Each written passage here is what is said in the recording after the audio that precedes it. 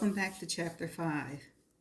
It's like I have surpassed opening Verity's underwear drawer, and now I'm rummaging around among the silk and lace.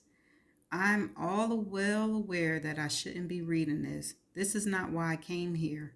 But I slide the manuscript onto the couch next to me and I stare at it. I have so many questions about Verity. Questions I can't ask her, and questions Jeremy probably doesn't feel like answering. I need to get to know her better to see how her mind works, and you can't get more answers from any other sources like you can from the autobiography. One this brutally honest. I can see myself getting sidetracked by this, and I really shouldn't. I'm here to find what I need and get out of this family's hair. They've been through enough and don't need an intruder and touching their underwear. I walk over to the monster's desk and pick up my phone. It is already after 11. I arrived around 7 this evening, but I didn't expect it to be this late already. I didn't even hear anything outside of this office, like it's soundproof. Hell, it probably is. If I can afford to work in a soundproof office, I would. I'm hungry. It's an awkward feeling being hungry in a house you aren't familiar with. I know Jeremy said to help myself, so I head to the kitchen. I don't make it far. I pause right when I open the office door. The office is definitely soundproof, or I would have heard this noise. It's coming from upstairs, and I have to still myself completely to focus on it. To pray is not at all what it sounds like. I move quietly and cautiously to the foot of the stairs, and sure enough, the sound seems to be coming from the direction of Verity's room. It's the creaking of a bed, repetitive creaking, like the sound a bed would make if a man were on top of a woman. Oh my God. I cover my mouth with unsteady fingers. No, no, no. I read an article about this once. A woman was injured in a car wreck and was in a coma. She lived in a nursing facility and her husband came to visit her every day. The staff became suspicious that he was having sex with her despite her being in a coma, so they set up a hidden camera. The man was arrested for rape because his wife was unable to give consent. Much like Verity. I should do something, but what? It's nosy, I know. Noisy, I know. I gasp, spin around, coming face to face with Jeremy. I can turn it off if it bothers you, he says. You scared me. My voice is full of breath.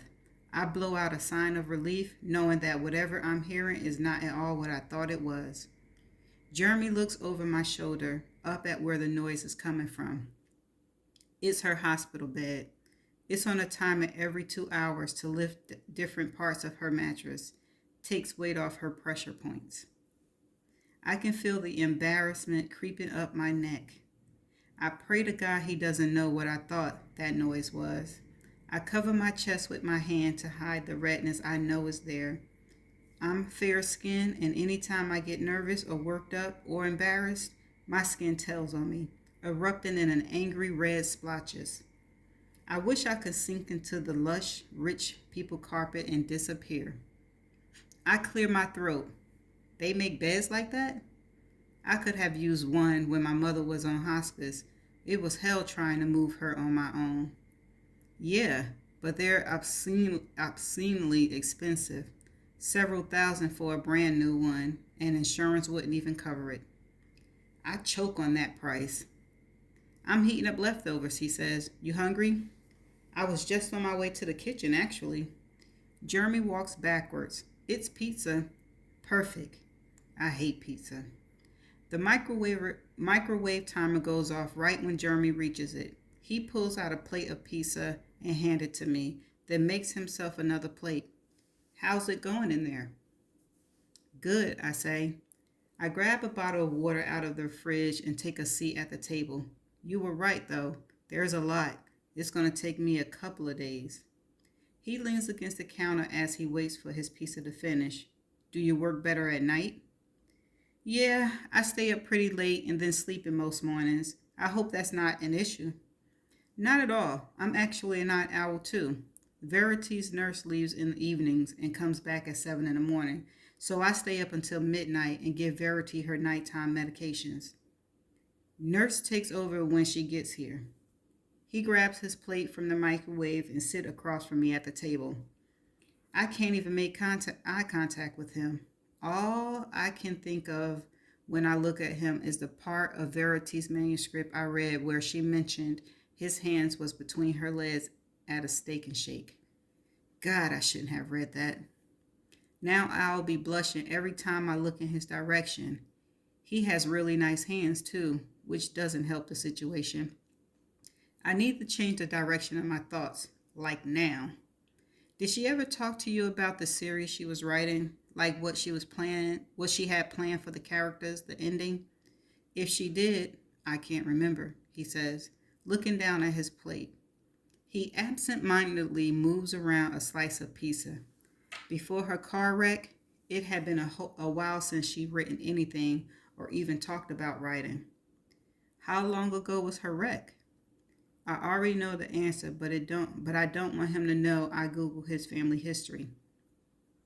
Not long after Harper died, she was in a medically induced coma for a while, then went into intensive rehabilitation centers for several weeks. She only been home for a few weeks now. He take another bite. I feel bad for talking about it, but he doesn't seem put off by the conversation. Before my mother died, I was her only caregiver. I don't have any siblings, so I know it isn't easy. It isn't easy, he says in agreement. I'm sorry about your mother, by the way. I'm not sure I said that when you told me about it in a coffee shop bathroom. I smiled at him, but say nothing else about it. I don't want him to ask about her. I want the focus to remain on him and Verity. My mind keeps going back to the manuscript because even though I know very little about the man sitting across from me, I almost feel as though I know him. At the very least, I know him the way Verity describes him.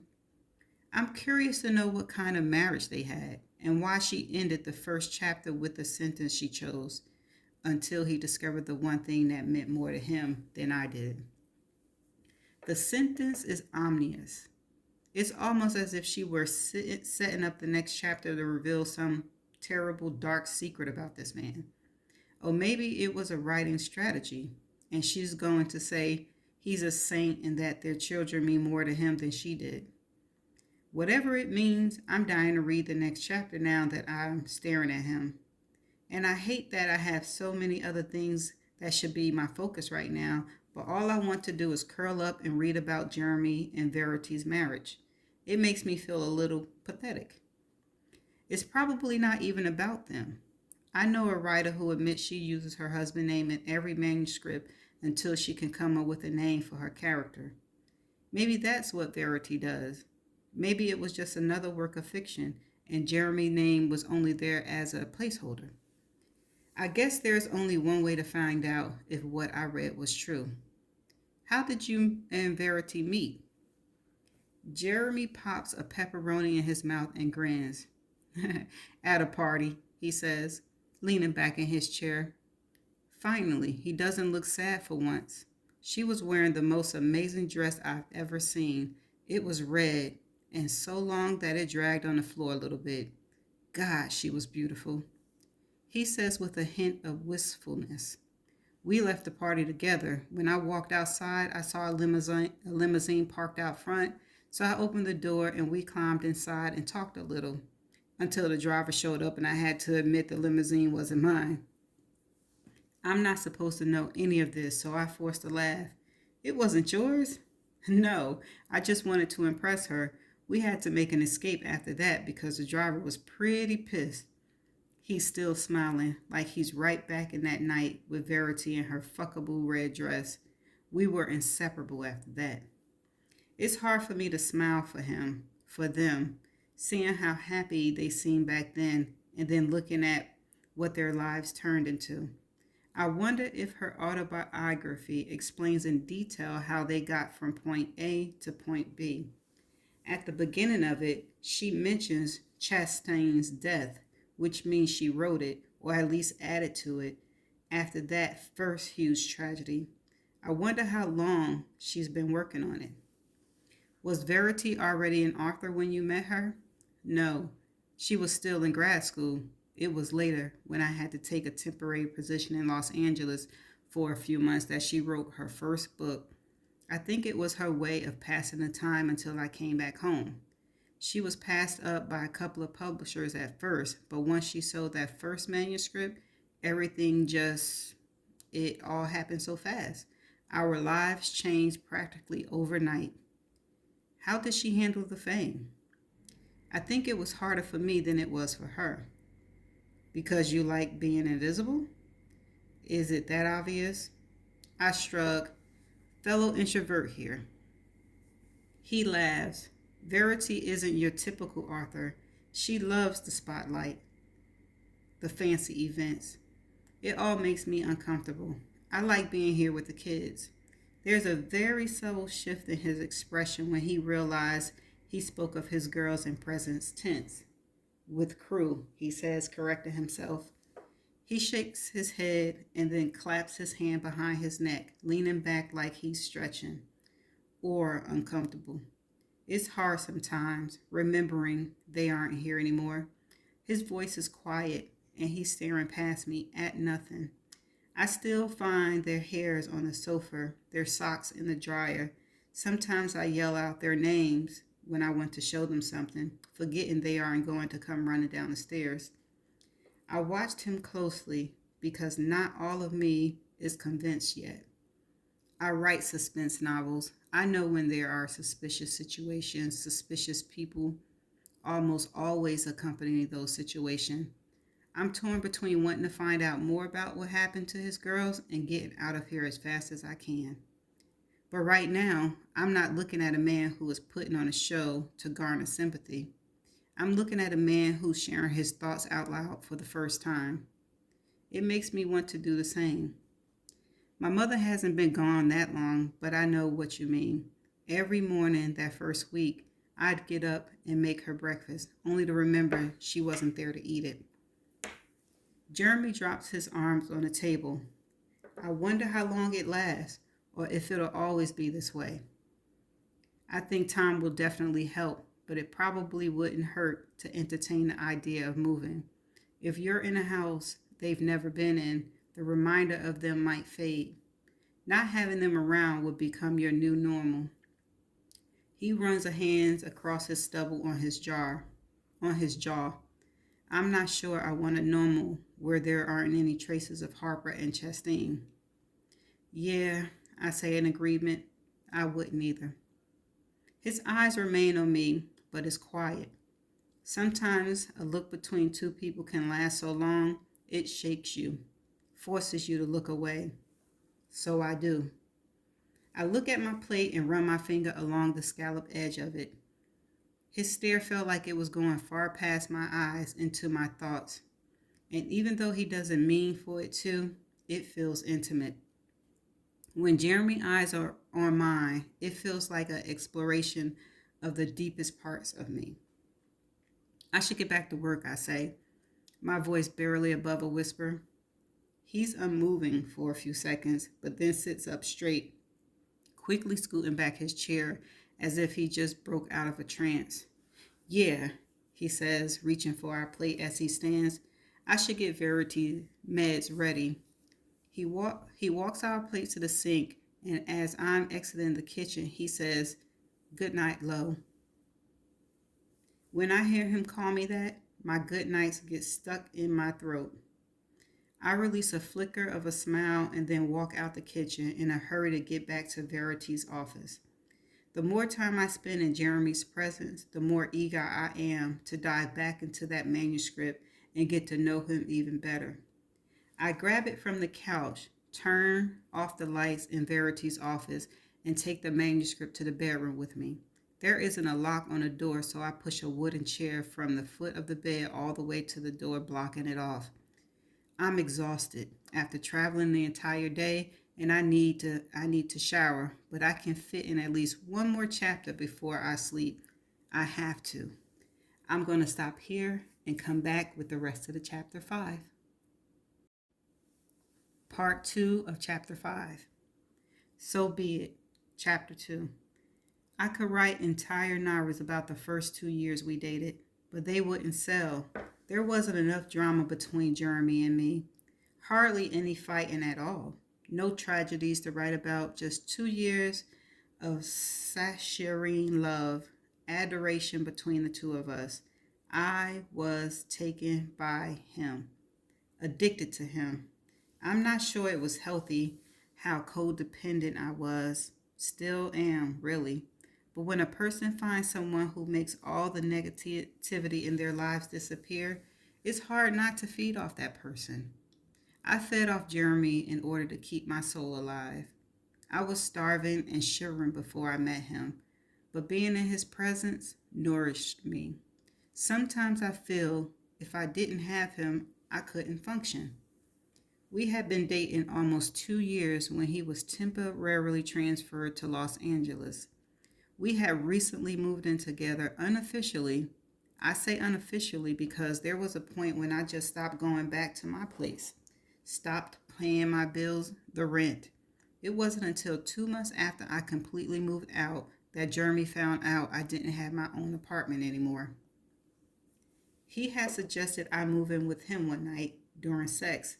He does that sometimes. Makes huge decision about our lives together while he's fucking me. Move in with me, he said, thrusting slowly into me. He lowered his mouth to mine. Break your lease. I can't, I whispered.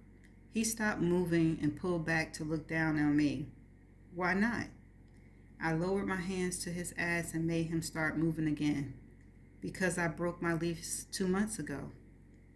He stilled inside of me, staring down at me with those intense green eyes and lashes so black I expected to taste licorice when I kissed them. We already lived together, he asked. I nodded, but realized he wasn't reacting the way I hoped he reacted. He seemed blindsided. I needed to fix things, to take over and sidetrack him. Make him realize it wasn't that big of a deal.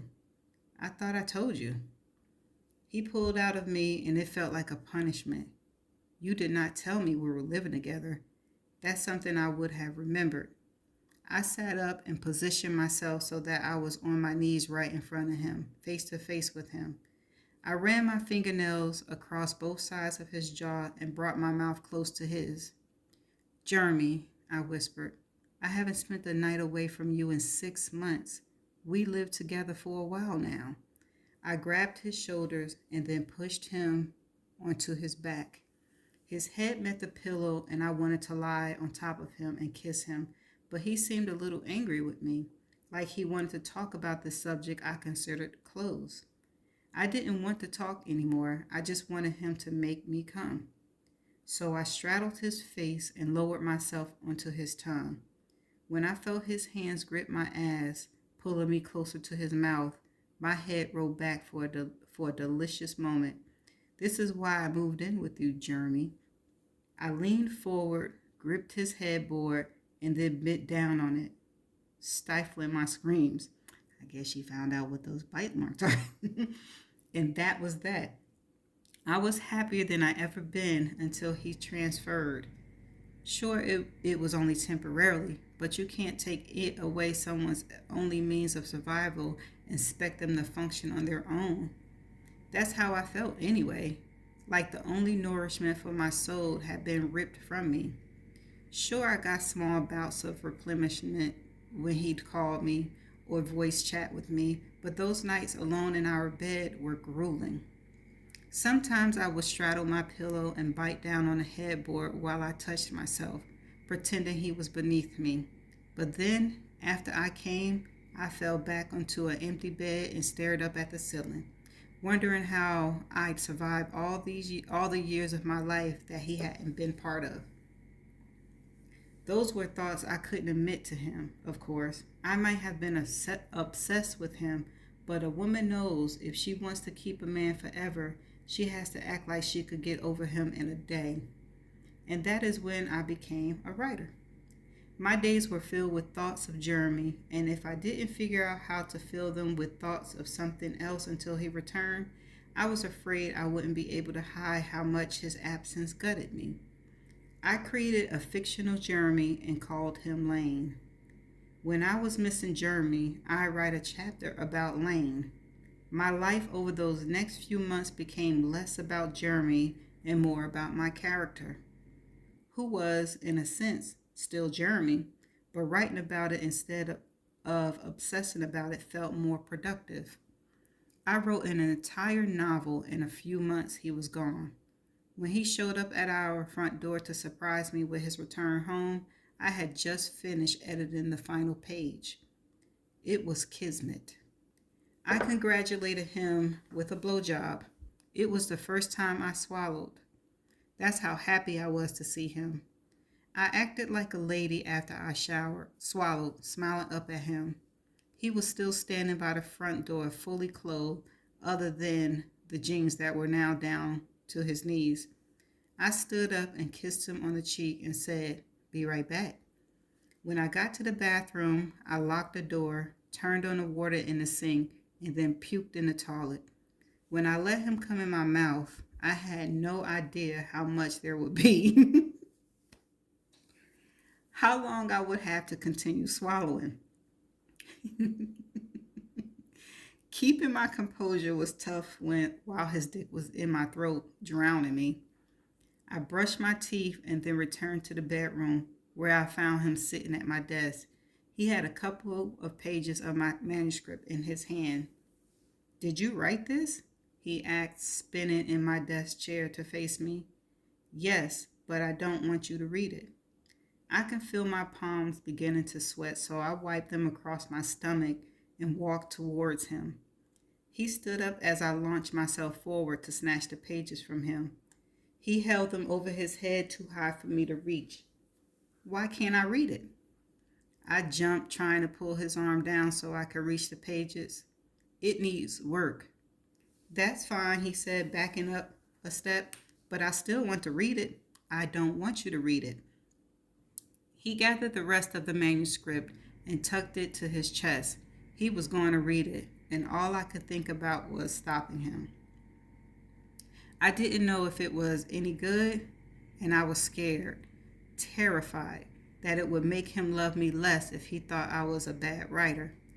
I dove across the bed to try and reach him faster, but he slipped into the bathroom and locked the door. I beat on it. "Jeremy!" I yelled. No answer. He ignored me for 10 minutes as I tried to pry open the door with a credit card, a bobby pin, promises of another blowjob. 15 more minutes went by before he made a noise. "Verity?" I was on the floor at this point, my back pressed against the bathroom door. "What?"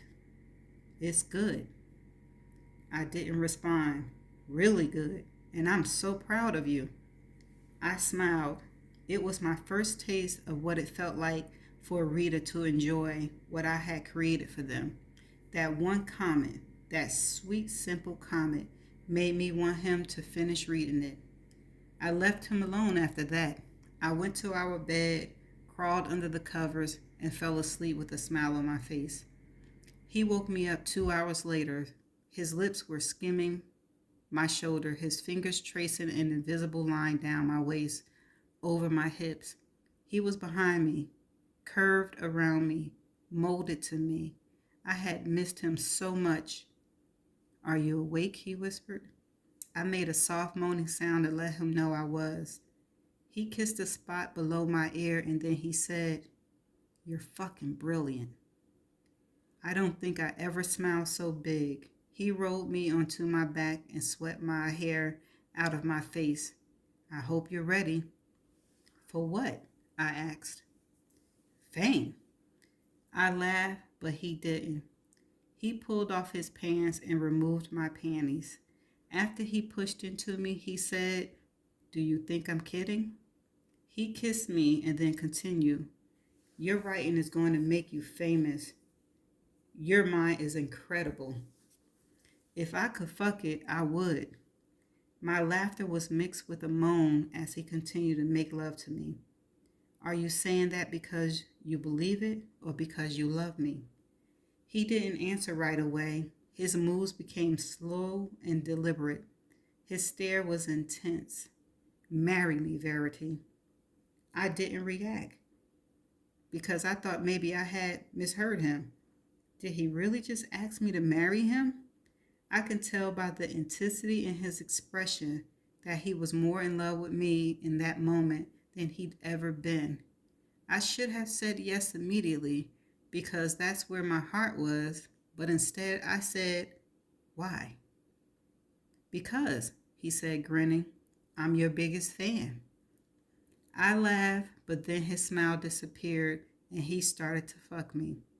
Hard, fast thrusts that he knew would drive me crazy. The headboard was slapping against the wall and the pillow beneath my head was slipping. Marry me, he pleaded again, and then his tongue was in my mouth, and it was the first real kiss we shared in months. We needed each other so badly in that moment, our bodies were making it difficult for our mouths to stay aligned. So the kiss was sloppy and painful, and okay, I whispered. Thank you, he said in the middle of a sign, his words full of more breath than voice. He continued to fuck me, his fiancée, until we were covered in sweat and I could taste blood in my mouth where he had accidentally bitten my lip. Or maybe I had bitten his. I wasn't sure, but it didn't matter because his blood was my blood now. When he finally came, he did it inside of me without a condom, while his tongue was in my mouth and his breath was sliding down my throat and my eternity was entwined with his. When he was finished, he reached to the floor for his jeans.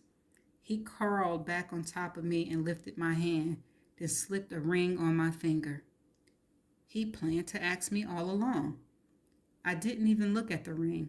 I brought my hands up over my head and closed my eyes because his hands was between my legs and I knew he wanted to watch me come. So I did. For 2 months, we looked back on that night as the night we got engaged. For 2 months, I would grin every time I looked at my ring. For 2 months, I would tear up when I thought about what our wedding would be like, what our wedding night would be like. But then the night we got engaged became the night we conceived. And here is where it gets real. The guts of my autobiography. This is the point when other authors would paint themselves in a better light rather than throw themselves into the x-ray machine. But there is no light where we're going. This is your final warning. Darkness ahead.